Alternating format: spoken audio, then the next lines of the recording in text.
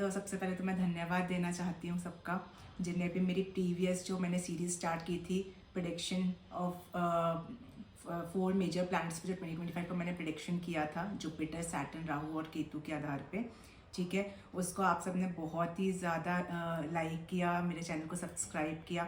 मैं तहे दिल से इसके लिए शुक्रिया अदा करना चाहती हूँ। ठीक है, और जो लोग भी अभी न्यू है मेरे इस चैनल पे और अभी तक सब्सक्राइब नहीं किया है, मैं आपसे निवेदन करती हूँ कि अगर आपको वीडियो पसंद आते हैं तो प्लीज़ सब्सक्राइब करें और नोटिफिकेशन बेल को प्लीज़ प्रेस करना ना भूलें, क्योंकि अगर मैं कोई भी न्यू वीडियो अपलोड करूँगी तो आप लोग के पास नोटिफिकेशन आ जाएगा। ठीक है, चलिए अब स्टार्ट करते हैं।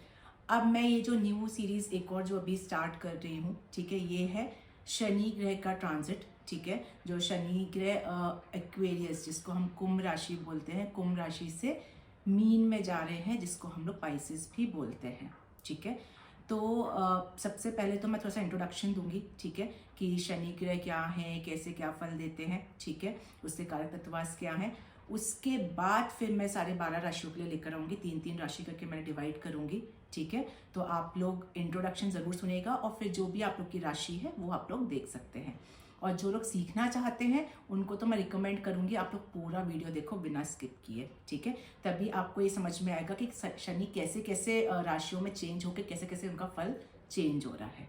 ठीक है, मैं बहुत डिटेल में समझाऊंगी। ठीक है, होप आप लोगों को ये वीडियो मेरा पसंद आएगा। ठीक है, चलिए अब समझते हैं पहले कि शनि क्या होता है।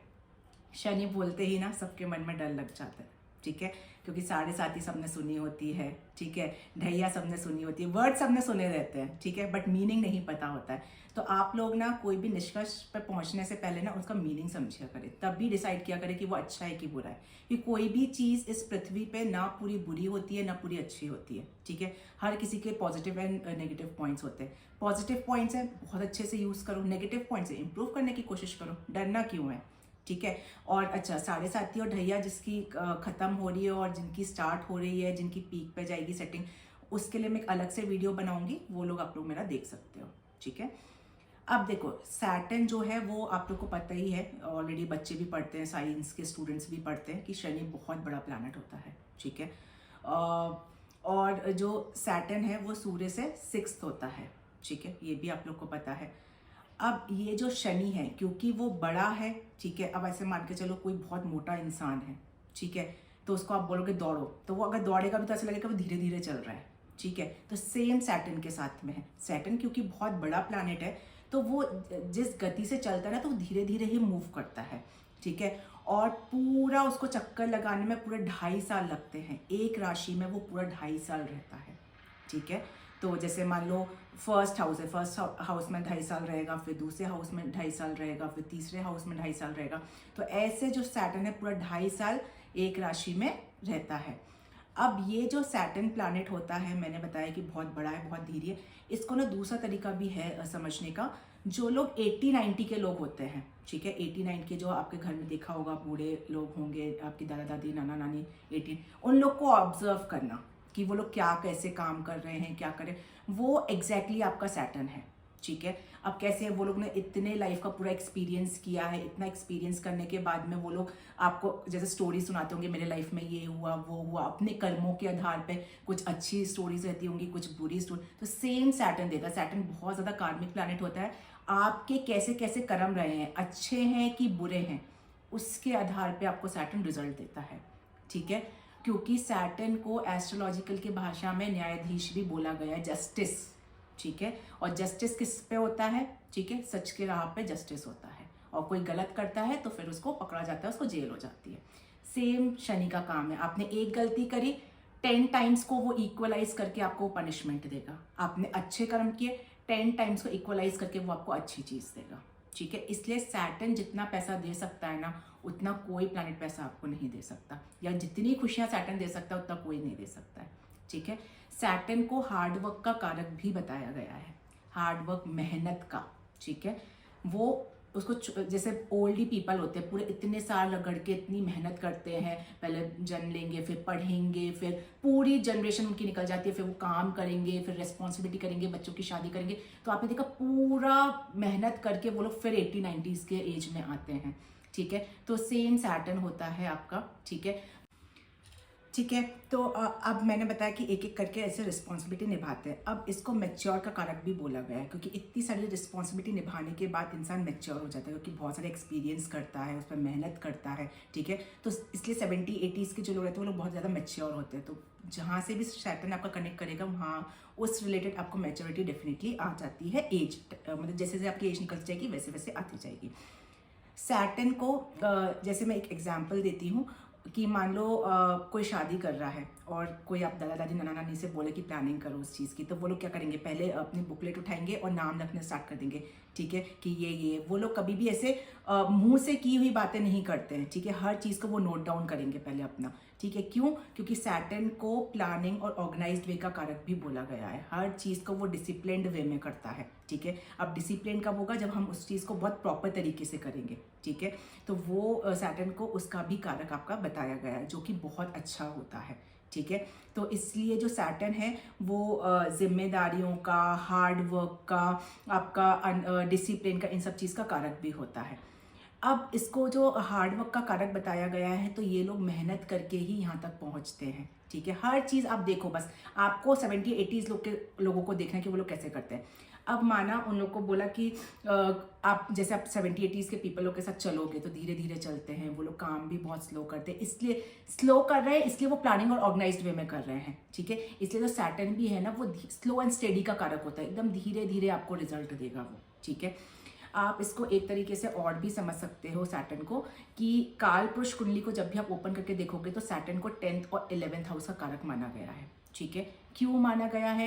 क्योंकि आप देखो पूरी कुंडली एक एक करके एक एक हमारी एज को डिस्क्राइब करता है, एक एक फेस को हमारा डिस्क्राइब करता है, और उसको एंड में जाके हमारा 12th हाउस का साइकिल हमारा कंप्लीट होता है, जो मोक्षा का रास्ता होता है। उस मोक्षा के रास्ते से जस्ट पहले हमने सैटर्न को प्लेसमेंट दी गई है। अब 10th हाउस क्या होता है? कर्मा का कारक होता है। तो मैंने आपको बताया जैसे कि ये कर्म के आधार पे चलता है। ठीक है, तो इसलिए इसको कर्मों का कारक माना गया है। 11th हाउस किस चीज़ का होता है? गेन्स का। हर वे से आपको गेन्स का हाउस 11th होता है।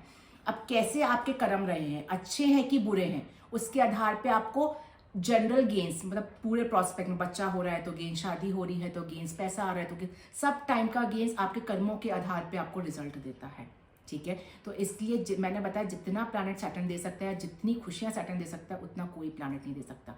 इसलिए वो गेंस कर्मा किया, गेंस मिला, गेंस के बाद में ही आपको जब पूरी रिस्पॉन्सिबिलिटी आपने निभा ली, क्योंकि सारे टाइप के गेम्स मैंने बताया, तो गेंस होते होते होते होते हम 70-80s के एज पे पहुंचे। उसके बाद फिर आपने साधना करी या जो भी की, उसके आधार पे फिर आपको मोक्ष का रास्ता मिलता है आपके कर्मों के आधार पे, तो वो साइकिल आपका एंड हो जाता है।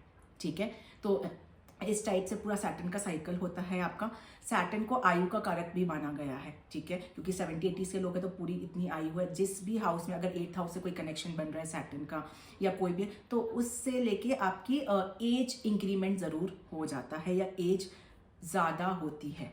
ठीक है, सैटर्न को दुख का कारण भी माना गया है। क्यों माना गया है? अब आप ऐसे सोचो कि मैंने बताया कि वो न्यायाधीश है, न्यायाधीश में अच्छा करोगे तो अच्छा मिलेगा, बुरा करोगे तो बुरा मिलेगा। ठीक है, तो अब बुरा मिल रहा है तो वो दुख का कारण भी होता है। ठीक है, अब हम आज के टाइम पे क्या है, बहुत फास्ट जिंदगी जी रहे हैं हम सब। ठीक है, अब वहीं फास्ट जिंदगी में मैं स्लो कर दूं चीज़ों को तो हम उसे कोप अप नहीं कर पाते हैं। इस चक्कर में हम सैटर्न को दुख का कारण भी मानते हैं। बट मैं आपको बताऊं, सैटर्न दुख का कारण नहीं होता है। अगर आपने एक बार उसकी स्पीड से अपनी स्पीड को मैच कर लिया, ठीक है, फिर कोई आपको जीतने से नहीं रोक सकता। इस सैटर्न को गवर्नमेंट जॉब के लिए भी बहुत इंपॉर्टेंस दी जाती है। क्यों दी जाती है? क्योंकि वो हायर अथॉरिटी देता है। आप मेहनत करके, गवर्नमेंट जॉब में ऐसे ही तो नहीं हो जाता, आप मेहनत करके वहाँ तक पहुँचते हो। ठीक है, आप खूब ज़्यादा पढ़ाई करोगे, मेहनत करोगे, फेल भी होगे, बढ़ोगे, तो वो सब जो रास्ता आप देखना, सैटर्न जैसे रास्ता चुनता है, वही वही रास्ते पे चल के हमको गवर्नमेंट जॉब भी मिलती है। ठीक है, तो ये चीज़ है।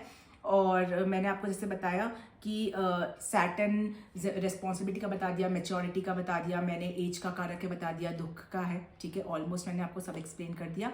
अब एक चीज़ है, अभी जो सैटर्न ट्रांजिट का है वो कुंभ राशि में है, उससे निकल के वो मीन में जा रहा है 12th। काल पुरुष कुंडली में मीन जो है वो आपका 12th हाउस का कारक होता है। 12th हाउस किस चीज़ का होता है आपका? ठीक है, मैं इन जनरल बट समझा रही हूँ। ये 12th हाउस आपका मोक्षा का रास्ता होता है, सिंपल, इस एक सिंपल लैंग्वेज में समझो। अब न्यायाधीश, डिसिप्लिन का कारक आपका कहाँ चला गया? 12th हाउस में। ठीक है, उसको चैरिटी का घर भी बोला जाता है 12th हाउस को, क्योंकि मोक्षा का रास्ता है, चैरिटी का है, खर्चे का है। अब क्योंकि वहाँ पे चला गया तो हर चीज़ पे आपको लिमिट करनी पड़ेगी। जिस भी आप मैं जब राशि का एक्सप्लेन करूँगी तो आपको और अच्छे समझ में आएगा। जहाँ पे भी वो आपकी राशि फॉल करती है उस हाउस से रिलेटेड बस आपको लिमिट लगा दी है। अब कैसे लिमिट लगानी है, ठीक है, खर्चे ज़्यादा करो तो लिमिट कर दो, ठीक है, चैरिटी खूब करो, ठीक है, पर चैरिटी भी सही जगह करनी है, गलत जगह नहीं करनी है। तो हर चीज़ पे एक क्रॉस चेक आपको लगाना है, ठीक है।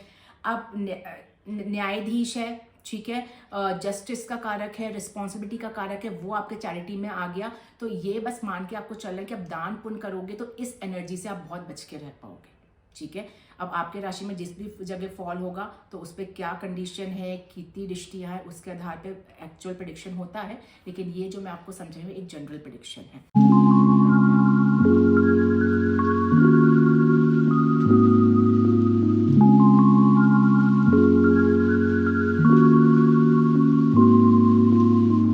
सैटर्न आपका 29 मार्च 2025 को कुंभ राशि से निकल के मीन राशि में जाएगा, ठीक है, और जो कि आपका 23 फरवरी 2028 2028 तक रहेगा। मैंने बताया एक राशि में 2.5 साल रहता है, ठीक है। उसके बीच में बहुत सारे चेंजेस आते हैं, उस पर मैं अलग वीडियोस लेकर आऊंगी, लेकिन मैं कुछ देर से बता देती हूँ। जुलाई 27 2026 को शनि वक्री चाल में चलेगा मीन राशि में, ठीक है।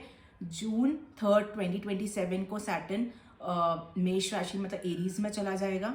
9 अगस्त 2027 को शनि वहां पे रेट्रोग्रेड हो जाएगा, ठीक है। 20 अक्टूबर 2027 को सैटर्न वापस से मीन राशि में आएगा, ठीक है, रेट्रोग्रेड जो वक्री मोशन में ही रहेगा। और 24 दिसंबर 2027 को सैटर्न फिर से डायरेक्ट हो जाएगा, रेट्रोग्रेड से डायरेक्ट हो जाएगा मीन राशि में। और 23 फरवरी 2028 जो मैंने आपको बताया उस समय फिर वो पाइसेस को छोड़ के नेक्स्ट जो है एरीज मतलब मेष राशि में वो मूव कर जाएगा, ठीक है। तो ये था आपकी डेट्स। अब मैं 3 राशियां करके वीडियो लेकर आऊंगी, ठीक है, तो आप लोग अपने राशि के अकॉर्डिंग चीज़ों को देख सकते हैं। चलिए स्टार्ट करते हैं अपन एरीज लगन वालों के लिए, या फिर जिसको हम लोग मेष राशि भी बोलते हैं, ठीक है। आप लोग के लिए सैटर्न ट्रांजिट करेगा 12th हाउस में, ठीक है। अब 12th हाउस किस चीज़ का होता है, आपका खर्चों का होता है, सबसे इम्पोर्टेंट। तो जो सैटर्न है, सैटर्न क्या करता है, हर चीज़ को बहुत स्लो कर देता है। तो खर्चों को स्लो तो करेगा, लेकिन इतना चीज़ ज़रूर ध्यान रखना कि जो भी इन्वेस्टमेंट इस ट्रांजिट में अगर आप करोगे और आपके सैटर्न की अंतर्दशा या महादशा कुछ भी चल रही है, ठीक है, तो इन्वेस्टमेंट को पूरी प्लानिंग करके ऑर्गेनाइज्ड वे में पूरा एक्सप्लोर करके तभी इन्वेस्टमेंट करना है, नहीं तो बहुत ज़्यादा वो खर्चों में एक्स्ट्रा ऑर्डिनरी खर्चों में कन्वर्ट हो जाएगा, ठीक है। तो फिर वो दुख का कारण बन जाएगा। तो ये चीज़ बहुत इंपॉर्टेंट है। जो लोग फॉरेन लैंड्स में ट्रैवल करना चाहते हैं, ठीक है, बहुत टाइम से आप लोग प्लान कर रहे हो, फॉरेन लैंड्स नहीं जाना चाह रहे हो, नहीं जा पा रहे हो, ठीक है, तो उसके लिए बहुत ज़्यादा अच्छा ट्रांजिट है, ठीक है। अब आप ऐसे देखिए, सैटर्न एरीज लगन वालों के लिए 10th हाउस का लॉर्ड है। 10th हाउस किस चीज़ का होता है, करियर का। करियर का लॉर्ड किसमें चला गया, फॉरेन लैंड्स में। ये मैं आपको सिखा रही हूँ कि आप लोग कैसे जजमेंट कर सकते हो। तो करियर का हाउस फॉरेन लैंड में चले गए, तो जो लोग फॉरेन लैंड से जॉब कर MNCs वगैरह में जॉब करते हैं, या फॉरेन लैंड कुछ बिजनेस के उसमें जाना चाहते हैं, कोई इम्पोर्ट एक्सपोर्ट का काम करते हैं, फॉरेन में कोई प्रॉपर्टी वगैरह परचेज करना चाहते हैं, ठीक है, क्योंकि सैटर्न को प्रॉपर्टी का कारक भी माना गया है, तो उन सब चीज़ के लिए बहुत अच्छा टाइम है एरीज लगन वालों के लिए, ठीक है। 11th हाउस का लॉर्ड है। 11th हाउस किस चीज़ का हो गया, गेन्स हाउस का लॉर्ड है। गेन्स हाउस का लॉर्ड अपने से सेकेंड होके कहाँ बैठा हुआ है, 12th हाउस में। तो फॉरेन लैंड से आपको गेन्स भी आ सकता है। अब देखो 10th 11th दोनों को कनेक्ट कर रहा है, तो फॉरेन लैंड में प्रॉपर्टी करोगे तो उससे आपको गेन्स हो जाएगा, बाहर जॉब करने जाओगे तो उससे आपको गेन्स हो जाएगा, ठीक है। हाँ, बट आपको केयरफुल कहाँ रहना है, कोई जैसे मान लो प्रॉपर्टी में इन्वेस्टमेंट करो, वो प्रॉपर्टी सही है कि नहीं है, फंसी हुई प्रॉपर्टी तो नहीं है, नहीं तो फिर वो पैसा आपका चला जाएगा, ठीक है। तो उस पर हर चीज़ को आपको देखना है, आपको मतलब सेल्फ एनालिसिस करना है, कहीं वो जो चीज़ मैं कर रहा हूँ वो सही तो है ना, ठीक है। तो ये चीज़ बहुत इंपॉर्टेंट है। अब सैटर्न की 3 दृष्टियाँ होती हैं, ठीक है। सैटर्न की फर्स्ट दृष्टि है आपकी 3rd दृष्टि, जो कि आपके 2nd हाउस पे पड़ेगी। 2nd हाउस किस चीज़ का होता है, सेविंग्स का। अब मैंने बताया कि आप कमाओगे, पैसा भी दे रहा है, गेन्स आ रहा है, तो सब सेविंग्स भी करोगे, लेकिन सेविंग्स गड़बड़ाएगी कब, जब आपका इन्वेस्टमेंट गलत हो जाएगा, ठीक है। तो इसलिए मैंने बोला इन्वेस्टमेंट बहुत चेक करके करना है, तो आपका सेविंग्स भी होगी। सैटर्न की सेकंड हाउस जो होता है आपका फैमिली का भी होता है, ठीक है। अब फैमिली में हो सकता है, क्योंकि सैटर्न थोड़ा सा मैं बोलूँ एक लोनली प्लैनेट होता है या डिटैचमेंट का कारक होता है, क्योंकि हम इसमें हार्डवर्क करते हैं। तो हार्डवर्क हम अपने खुद ही करते हैं, अपने बल पे मेहनत करते हैं, अपने बल पे रिस्पॉन्सिबिलिटीज निभाते हैं, ठीक है। तो क्योंकि सैटर्न की दृष्टि आपके सेकंड हाउस में पड़ी है, फैमिली में थोड़ा सा आपको प्रॉब्लम आ सकती है, ठीक है। फैमिली से आप डिटैच हो सकता है कि जैसे मैंने बताया फॉरेन लैंड्स मूव करने का आपका चल रहा है, ठीक है। तो आप लोग हो सकता है कि आप अपने फैमिली को ना लेकर जा पाओ, आपको अकेला जाना पड़ जाए फॉरेन लैंड्स, ठीक है। तो थोड़ा सा फैमिली से डिटैच हो जाओ या फैमिली से थोड़ा सा फोर्सफुली अलग हो जाओ, ठीक है। अलग होना मतलब ये नहीं कि लड़ाई झगड़ा होकर के अलग हो जाओ, आई मीन है कि उनके साथ आप नहीं रह पाओगे, अपने ओन बेसिस पे आप चीज़ों को जजमेंट कर पाओगे इस बार, ठीक है। तो वो चीज़ रहेगी। सैटर्न की जैसे फर्स्ट दृष्टि मैंने एक्सप्लेन कर दी, सेकंड दृष्टि होती है सेवन दृष्टि, जो कि आपकी पड़ रही है सिक्स्थ हाउस पे। अब सिक्स्थ हाउस का होता है रोग ऋण रिपू, ठीक है। रोग, ठीक है, यही जो सैटर्न है आपको, अब आप जैसे मान लो कोई शॉर्टकट अपनाया, ठीक है, डॉक्टर ने तो दवाई दी आपको 3 दिन की, आपने बोला अरे मैं तो एक ही दिन लेके फिट हो जाऊंगा, ठीक है। तो ये शॉर्ट टर्म चीज़ें होंगी तो फिर गड़बड़ा जाएगी सारी चीज़ें, ठीक है। इसलिए सैटर्न क्या करता है, कोई भी रोग देता है ना उसको धीरे धीरे करके इंप्रूव करता है, धीरे धीरे करके ठीक करता है। तो जो भी मेडिसिन आपको डॉक्टर ने दिया प्रॉपर आपको टाइम से लेनी है और पूरा डोज कंप्लीट करना है। आधे डोज में अगर छोड़ोगे तो वही चीज़ आपकी डबल हो जाएगी, वो बढ़ जाएगी, ठीक है। क्योंकि आपने डिसिप्लिन फॉलो नहीं किया, आपने अपने अकॉर्डिंग चलाई, और शनि किसी की सुनता नहीं है, वो किसी की नहीं फॉलो करते, उनके जो है वो करते आपको एक्सेप्ट करने पड़ेंगे। समझ में आ रही है। तो जो भी मेडिसिन है उसका प्रॉपर डोज रखना है। जो लोन लेना चाहते हैं, लोन लेने में कहीं कोई दिक्कत नहीं है, लेकिन जब भी आप लोन लेने जाओगे ये बस क्रॉस चेक कर लेना जिस बैंक से ले रहे हो वो बैंक कहीं फर्जी तो नहीं है, क्योंकि आजकल बहुत ज़्यादा इंश्योरेंस और ये सब में बहुत फर्जी बना चल रहा है, ठीक है। तो एक बार आप वो क्रॉस चेक कर लेना कि वो जो बैंक है वो प्रॉपर होना चाहिए, फ्रॉड तो नहीं है, बस इतना आपको चेक करना है। या कोई पर्सन आपके पास आया चल के, खुद से चल के आया, क्योंकि स्कैम भी होता है सैटर्न, ठीक है। तो उसने आपको प्रॉमिस किया कि भाई मैं इतने का लोन दिलवा दूंगा और वो आपके पैसे लेके भाग, तो ये सब चीज़ का आपको ध्यान देना पड़ेगा, ठीक है। सैटर्न की 10th दृष्टि है, 10th दृष्टि पड़ी आपके 9th हाउस पे। अब 9th हाउस किस चीज़ का होता है, रिलीजन का, सबसे इंपॉर्टेंट रिलीजन का। सैटर्न जो होता है वो बहुत प्रैक्टिकल प्लैनेट है, ठीक है। वो बहुत ज़्यादा इमोशनल प्लैनेट नहीं है, वो प्रैक्टिकल फ्रंट पे है। अब जो भी रिलीजन मेंटोर मिलोगे जिससे भी, या कोई गुरु आप अपनाओगे, तो वो प्रैक्टिकल बेसिस पे अपनाओगे, देख के कि उसके रिव्यूज़ देखोगे आप, उसके वीडियोस देखोगे कि भाई ये मेरे से मैच हो रही है कि नहीं हो रही है, wise then you will decide कि मैं पर्टिकुलर गुरु को फॉलो करूँ कि नहीं करूँ, ठीक है। सिर्फ लोगों की बातों से सुन के या कहीं पढ़ के कि उसके बहुत अच्छे, आप बिलीव नहीं करोगे, ठीक है, जो कि अच्छा भी है आज के टाइम पे, ठीक है। 9th हाउस भी आपको ट्रैवल दिखाता है, तो मैंने ऑलरेडी बताया 12th हाउस एक्टिवेटेड है, 9th हाउस तो फॉरेन लैंड्स पर ट्रैवल करने के लिए बहुत ज़्यादा अच्छा है। या फिर ऐसा भी हो सकता है कि आप नेटिव प्लेस से कहीं दूर शिफ्ट हो सकते हो किसी चीज़ के लिए, ठीक है। तो एरीज लगन वालों का मैंने समझा दिया। जो लोग बाहर जाके करियर करना चाहते हैं, फॉरेन लैंड से करियर अटैच करना चाहते हैं, प्रॉपर्टी वगैरह परचेस करना चाहते हैं, कुछ गेन्स चाहते हैं इंपोर्ट एक्सपोर्ट का, उनके लिए बहुत अच्छा है। गेन्स भी बहुत अच्छा मिलेगा, लेकिन बस एक लिमिट होना चाहिए, ठीक है। इन्वेस्टमेंट जो कर रहे हो वो सोच समझ के करना है, नहीं तो खर्चे ज़्यादा हो सकते हैं। सेविंग्स अच्छी होंगी, बट वही है, यहाँ गड़बड़ी करी तो फिर सेविंग्स से फ़र्क पड़ जाएगा। फैमिली से थोड़ा सा दूर जा सकते हो, ठीक है, कोई इंपॉर्टेंट चीज़ आ जाएगी उस वजह से। जो हेल्थ रिलेटेड प्रॉब्लम्स हैं उसके लिए आप लोग को प्रॉपर मेडिसिन लेनी है, बिल्कुल भी स्किप नहीं करना है, ठीक है। और ज़रूर कोशिश करिए कि एक रिलीजियस यात्रा ज़रूर करें, ठीक है, क्योंकि 9th हाउस एक्टिवेट कर रहा है सैटर्न आपका, तो ज़रूर आपको करना चाहिए इस टाइम पे, ठीक है। ये था एरीज लगन वालों के लिए। अब मैं नेक्स्ट राशि पे आती हूँ।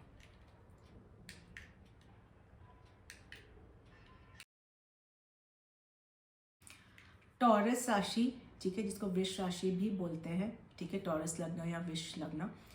आप लोग के लिए सैटर्न ट्रांजिट कर रहा है 11th हाउस में, ठीक है। अब 11th हाउस किस चीज़ का होता है, ओवरऑल गेन्स का 11th हाउस होता है, ठीक है। हमारे सोशल सर्कल का 11th हाउस होता है, फ्रेंड सर्कल हो गया 11th हाउस होता है, ठीक है। हमारे बड़े भाई बहनों का 11th हाउस होता है। अब ये सैटर्न यहाँ पे क्या रिजल्ट देगा ये समझते हैं अपन डिटेल में। सबसे पहले अपन लेते हैं गेन्स का, तो ये जो सैटर्न है आपको गेन्स अच्छा देगा, ठीक है। गेन्स में कहीं कोई दिक्कत नहीं आएगी, बस इतना है कि थोड़ा स्लो एंड स्टेडी कर देगा, ठीक है, क्योंकि सैटर्न बहुत बड़ा है। मैंने इंट्रोडक्शन आप सुनेंगे तो आपको समझ में भी आएगा कि सैटर्न धीरे धीरे करके रिजल्ट देता है अपना। तो गेन्स में थोड़ा सा स्लो हो जाएगा, तो आप लोग को प्रॉब्लम नहीं होना चाहिए। थोड़ा पेशेंस रखिएगा, पेशेंसली डील करिएगा, और ये कोशिश करिएगा कि अगर वो स्लो हो रहा है तो मैं उस पर और एक्सप्लोर कर लूँ और एक्सपीरियंस कर लूँ, क्या पता मुझे और अच्छा रिजल्ट मिल जाए, ठीक है। तो इस चीज़ पे आपको ध्यान देना है। दूसरी चीज़ है सोशल सर्कल। हो सकता है कि बहुत सारे सर्कल्स में आप ऑलरेडी इन्वॉल्व रहे होंगे अभी तक, बट अब आपका मन नहीं करेगा वहाँ पे जाने का। आपको ऐसा लगेगा कि मैं उन लोग के बीच में बैठ के अपना टाइम वेस्ट कर रहा हूँ, मैं अपना ही खुद हार्डवर्क करके चीज़ों को गेन्स की तरफ कन्वर्ट करूँ, ठीक है। तो थोड़ा सा डिटैचमेंट का कारक आएगा आपके सोशल सर्कल से, ठीक है। बट हाँ, सोशल सर्कल में दान पुण्य करना, लोगों की सेवा करना, उसके लिए आपका इंटरेस्ट जाग सकता है, तो वो बहुत अच्छा भी रहेगा आपके लिए, ठीक है। जो आपके बड़े भाई बहन हैं, ठीक है, यहाँ पे बैठ के सैटर्न थोड़ा सा बड़े भाई बहनों से दूरियां दिखाते हैं, ठीक है। तो वो भी है, ऐसा नहीं कोई लड़ाई झगड़ा होगा, लेकिन हो सकता है कि आप लोग अभी शादी होके चले जाओ तो भाई बहनों से दूर हो जाओ, ठीक है। अभी हो सकता है कि कोई दो भाई लोग एक ही घर में रहते होंगे जॉब प्रॉस्पेक्ट से, तो हो सकता है कि दूसरा कहीं और जॉब लग जाए, तो थोड़ा सा डिटैचमेंट दिखा रहा है बड़े भाई बहनों के साथ में, ठीक है। ये जो सैटर्न है यहाँ पे, उसकी जो थर्ड दृष्टि पड़ी वो आपके फर्स्ट हाउस में। अब फर्स्ट हाउस में सैटर्न की जब भी दृष्टि पड़ती है तो वो आपके सेल्फ पे सबसे ज़्यादा एक्ट करती है। अब सेल्फ पे क्या आएगा, सैटर्न क्योंकि मैंने बताया था कि 70-80s के लोग होते हैं तो लेजी बना देता है पर्सन को, तो पर्सन बहुत चीज़ें स्लो करके चलता है। पर ये जो स्लो आप कर रहे हो तो उसको आप अगर इरिटेट नहीं होगे, उसको पॉजिटिव वे में लोगे, तो यही सैटर्न जो थर्ड हाउस में देख के आपको लेजी कर रहा है, और लेजी करके अगर आप उस पर मेहनत कर रहे हो तो आपको गेन्स भी मिल रहा है, क्योंकि आपका 11th हाउस एक्टिवेटेड है, ठीक है। तो लेजी से ऐसा नहीं है कि पड़े ही रहना है, ठीक है, ये नहीं करना है। लेजी अगर हो रहे हो या स्लो हो रही हैं चीज़ें तो उस पर आपको मेहनत करनी है, हार्ड वर्क कहीं नहीं जाना चाहिए। और जो भी टॉरस लगन वालों को इस साल मिलेगा वो हार्ड वर्क के बेसिस में मिलेगा, क्योंकि आपका फर्स्ट है। हार्ड वर्क करोगे तो गेन्स भी होगा और आपके लिए अच्छा भी रहेगा, ठीक है। सैटर्न की 7 दृष्टि आपके 5th हाउस पे पड़ रही है। क्रिएटिविटी को थोड़ा सा स्लो करेगा लेकिन इन्हेंस करेगा, ठीक है। आप बहुत ज़्यादा डीप घुस के देख पाओगे कि मैं और क्या इसमें क्रिएटिव कर सकता हूँ, ठीक है। जो लोग प्रेग्नेंट वुमेन है वो लोग थोड़ा सा अपना हेल्थ को लेके ध्यान रखना, ठीक है, इस पूरे ट्रांजिट में। और नेम एंड फेम वगैरह का कोई गवर्नमेंट जॉब में है वो सब जो है उन लोग के लिए नेम एंड फेम वगैरह के लिए अच्छा है, क्योंकि टॉरस में ऑलरेडी सैटर्न बहुत अच्छा असर इम्पैक्ट करता है, तो उस प्रॉस्पेक्ट से बहुत अच्छा है नेम एंड फेम के प्रॉस्पेक्ट से। सैटर्न की दृष्टि आपके 8th हाउस में पड़ रही है, ठीक है। 8th हाउस में जब भी सैटर्न आपका कनेक्शन बनाता है, ठीक है, तो एज काफ़ी इम्प्रूव कर देता है आपकी, ठीक है। ऐसे आप समझ सकते हो, एज बढ़ा देता है, इम्प्रूव इन द सेंस बढ़ा देता है। ऑक्कल साइंसेस में जितने लोग भी इन्वॉल्व हैं उनके लिए सैटर्न बहुत अच्छा करेगा ये ट्रांजिट में। जो लोग कुछ ऑक्कल साइंस में नया सीखना चाहते हो, ऑलरेडी मतलब वैदिक से करते हैं, तो टैरो में जा सकते हो, पामिस्ट्री सीख सकते हो, रेकी सीख सकते हो, डिफरेंट ऑक्कल साइंसेस की चीज़ों को आप लोग एक्सप्लोर कर सकते हो, ठीक है। हीलिंग में जा सकते हो, ठीक है। तो ये सैटर्न की जो 10th दृष्टि 8th हाउस में पड़ी है उस चीज़ के लिए बहुत अच्छी ट्रांसफॉर्मेटिव एनर्जी रहेगी आपकी। कैसे ट्रांसफॉर्मेटिव एनर्जी रहेगी, हो सकता है कि जैसे अब मैंने बताया कि आप ऑकल साइंसेस में घुसे या एस्ट्रोलॉजी में इंटरेस्ट आया, हो सकता है कि आपको रिलीजियस चीज़ों में इंटरेस्ट आया, ठीक है। अब रिलीजियस चीज़ों में इंटरेस्ट रहा तो और ऑब्वियसली बात है कि हमारी लाइफ बहुत ज़्यादा ट्रांसफॉर्म होती है, तो आप अपने आप को सुधारने की कोशिश करोगे, ठीक है। तो इस वे में भी आपकी लाइफ ट्रांसफॉर्म हो सकती है। अब एक चीज़ है कि अगर आप सैटर्न को देखोगे, आपका 11th हाउस में किस हाउस का लॉर्ड है, 9th हाउस का लॉर्ड है और 10th हाउस का लॉर्ड है आपका, ठीक है। 9th हाउस किस चीज़ का हो गया, लक का, फादर का। लक का जो लॉर्ड है वो आपका गेन्स में बैठ गया, ठीक है।